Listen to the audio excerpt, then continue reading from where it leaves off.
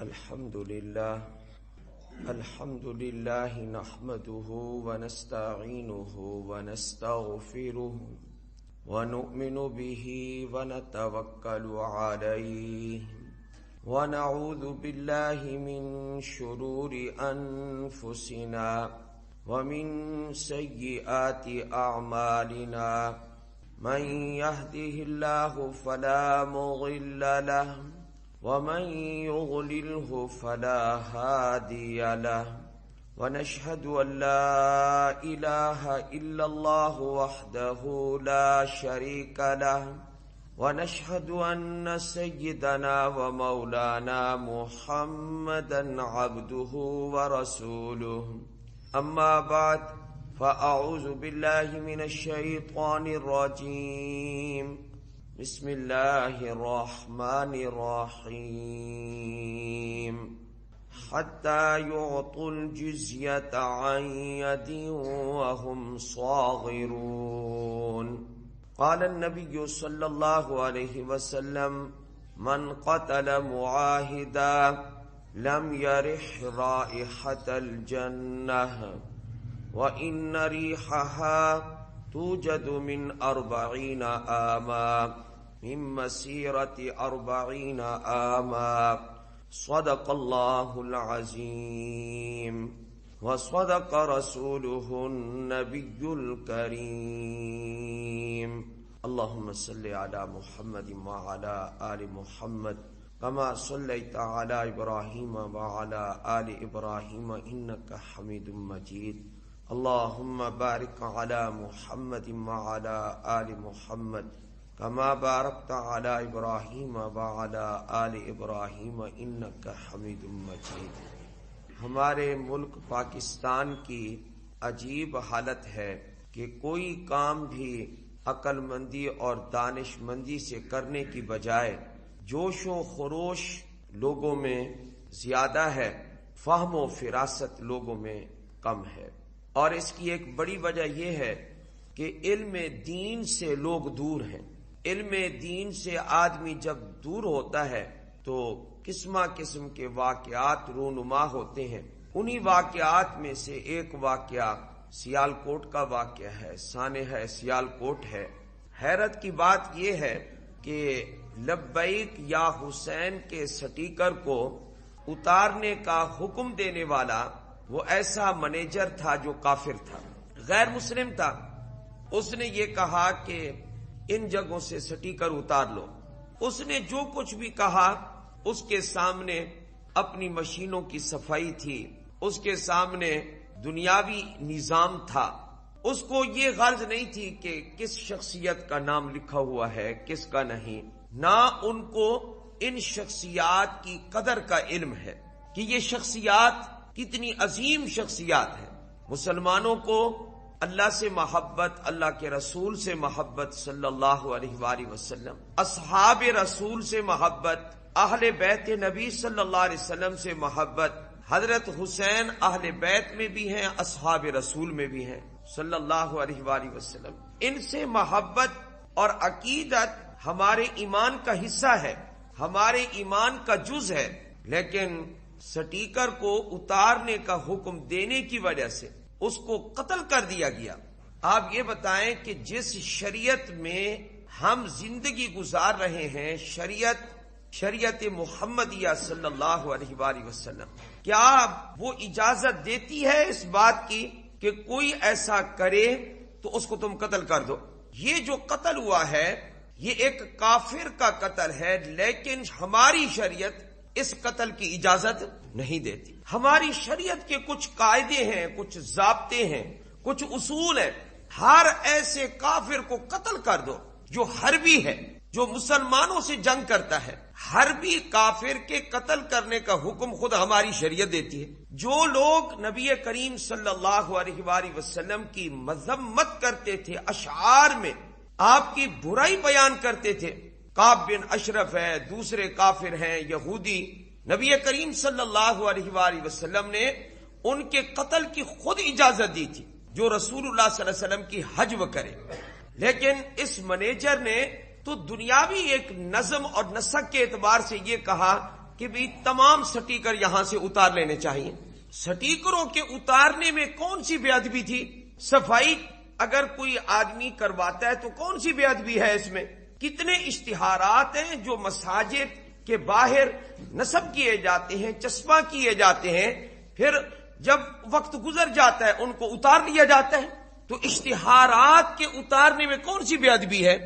اس لیے اس نے جو کچھ کہا اس کی یہ سزا نہیں بنتی. اگر ان لوگوں کو جنہوں نے قتل کیا ہے اگر یہ لگتا تھا کہ یہ گستاخی کر رہا ہے، اس نے گستاخی کی ہے، تو تب بھی یہ سن لیں کہ ایسی صورت میں یہ خود قتل نہیں کر سکتے تھے، بلکہ یہ سزا دینے کا جس کو اختیار تھا وہ حکومت اسلامیہ تھی.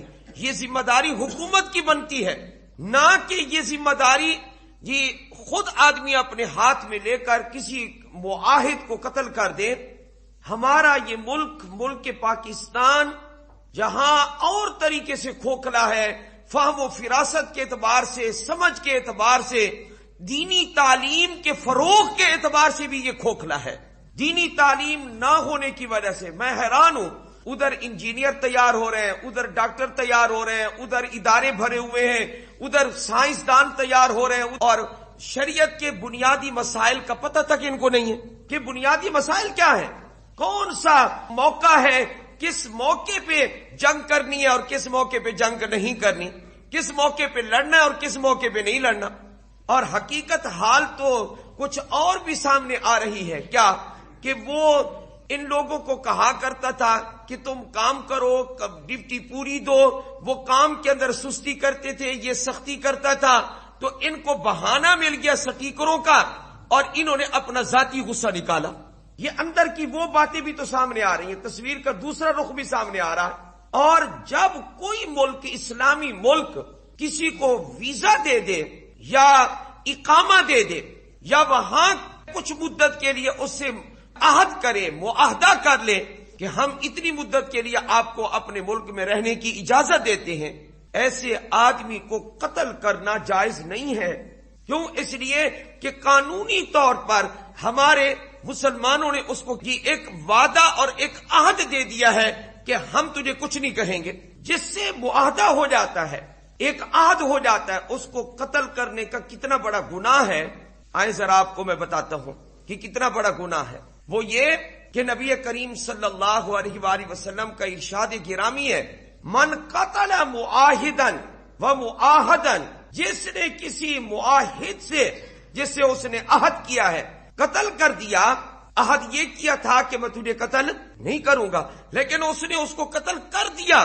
لم یرح رائحۃ الجنہ، نبی پاک صلی اللہ علیہ وآلہ وسلم نے فرمایا یہ مسلمان جس نے معاہد کو قتل کیا، یہ جنت میں داخل ہونا تو دور کی بات ہے، یہ جنت کی خوشبو بھی نہیں سونگھے گا. یہ عشق رسول کے دعوے کرنے والوں، جہالت سے نکلو، علم دین پڑھو، تب تمہارا عشق رسول جو ہے درست ہوگا. اگر جہالت میں رہو گے تو پھر ایسی جوش میں کام کرتے رہو گے.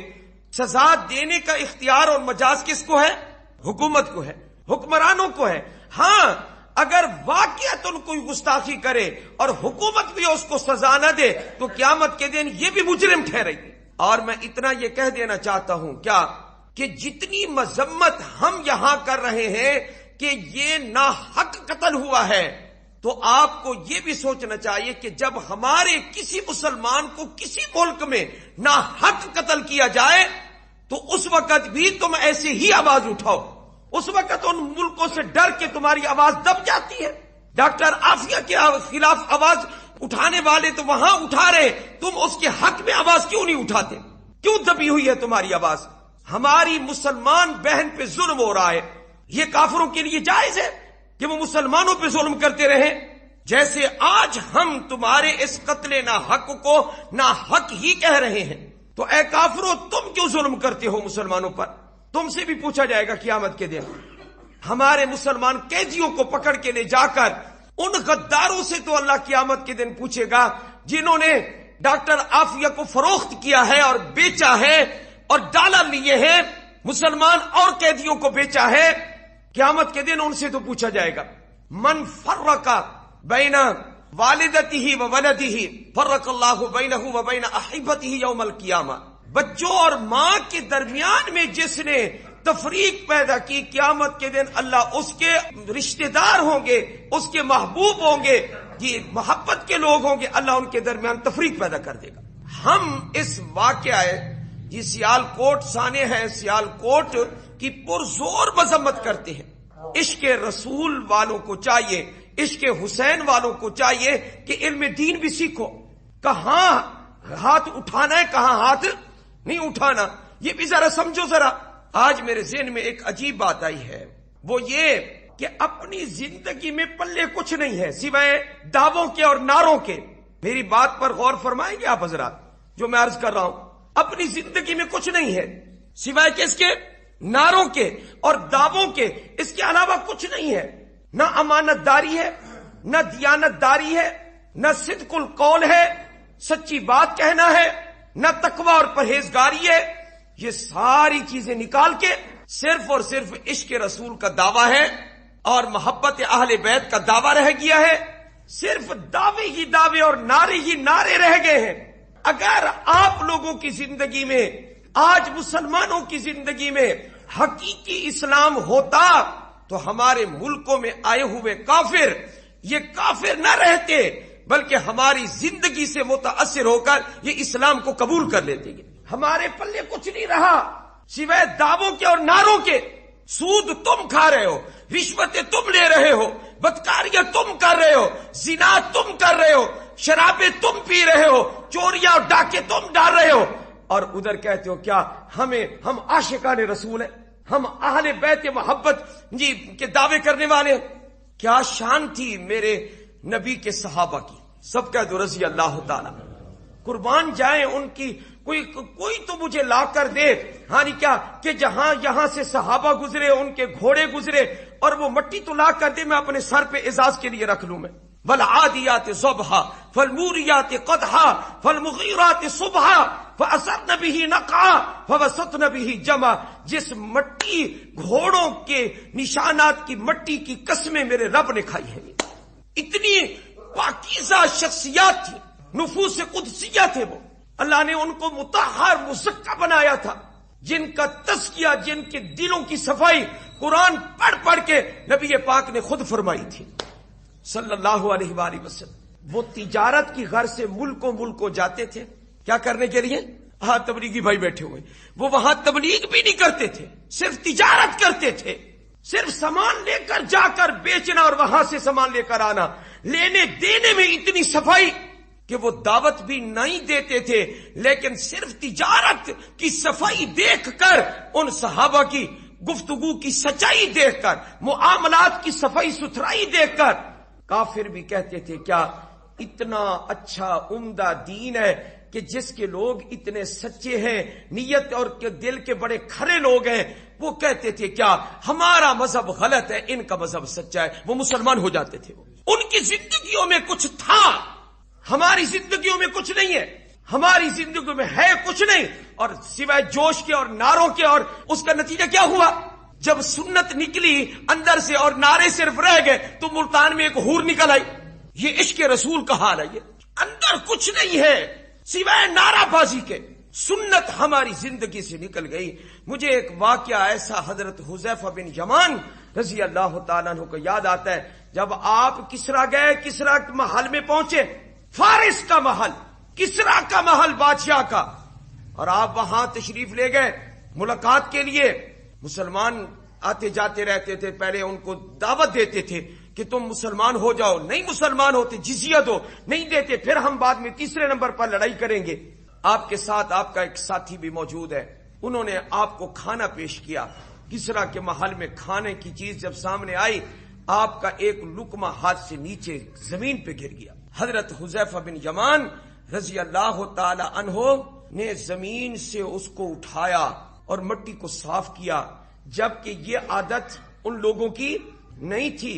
ادھر ساتھی نے کان میں کہا یہ کسرا کا دربار ہے، یہاں سے لقمہ نیچے سے نہیں اٹھایا جاتا، یہ لوگ برا محسوس کریں گے کہ ان کو سمجھ نہیں ہے یہ. اور آپ کیا کر رہے ہیں؟ نیچے سے لقمہ اٹھا کر زمین سے مٹی صاف کر کے آپ اس کو نہ کھائیں نا. قربان جائے حضرت حذیفہ بن یمان کے جواب پر، سب کہہ دیں رضی اللہ تعالی۔ کاش ہمیں بھی ایسا ایمان نصیب ہو جائے۔ اعتروا کو سنت نبینا صلی اللہ علیہ وسلم لہؤلاء الحمقاء، خبردار جو مجھے دوبارہ کہا، ان احمقوں کی وجہ سے میں اپنے نبی کی سنت کو چھوڑ دوں، ایسا نہیں ہو سکتا۔ آج آگے بڑے عاشق رسول، بڑوں صحابہ کیا تھے؟ صحابہ نے جیسے جنگ کیے ویسے جنگ کرو تو مزہ ہے نا۔ ایک کافر معاہد سے تم نے اس کو قتل کر کے بڑی بہادری کا کام کر دیا، تمہیں اصول شریعت کا بھی پتہ نہیں ہے۔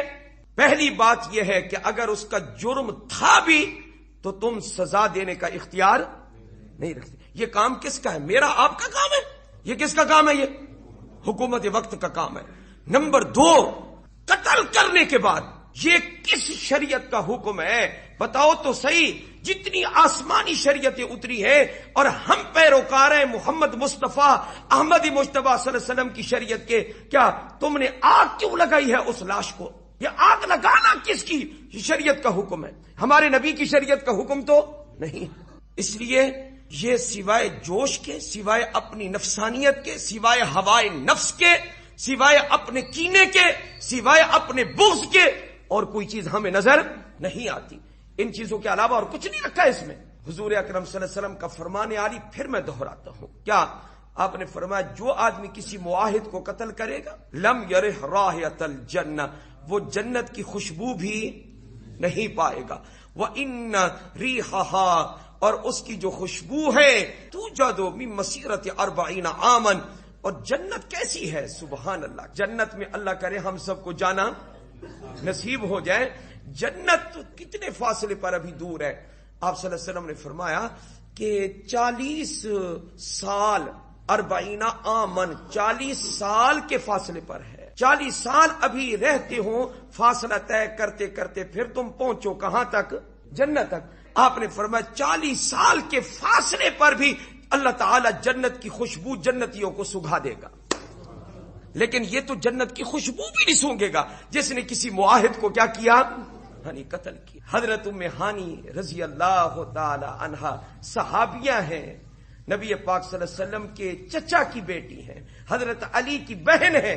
جب مکہ المکرمہ فتح ہوا، ذرا غور سے علم دین بھی غور سے سنا کرو، ذرا یہ چیزیں سننے کی ہوتی ہیں۔ بخاری مسلم کی حدیثیں ہیں، یہ مشکات کی حدیثیں ہیں، ان کو بھی غور سے توجہ سے ذرا سنا کرو۔ تو کیا فرمایا حضرت ام ہانی رضی اللہ تعالی، مکہ جب فتح ہوا تو فرماتی ہیں میں دوڑتی دوڑتی چلتے چلتے حضور صلی اللہ علیہ وسلم تک پہنچی۔ میں وہاں پہنچی تو کیا دیکھا کہ بی بی فاطمہ الزہرا ایک طرف پردہ یوں کر کے پردے کو پکڑی ہوئی ہے، دوسری طرف رخ کیا ہوا ہے۔ آپ صلی اللہ علیہ وسلم اس طرف یہ اب پانی بہا رہے تھے، اپنے اوپر غسل فرما رہے تھے۔ تو میں نے جاتی ہی یہ السلام علیکم کہا تو آپ صلی اللہ علیہ وسلم نے فوراً میری آواز کو پہچان لیا کہ چچا کی بیٹی ہے، ام ہانی ہے۔ میں ام ہانی ہے یہ؟ تو میں نے کہا جی میں ام ہانی ہوں، کہ آپ کے چچا کا بیٹا علی میرا بھائی رضی اللہ تعالیٰ وہ ایک آدمی کو قتل کرنا چاہتا ہے، وہ کافر ہے، وہ ایک آدمی کو قتل کرنا چاہتا ہے۔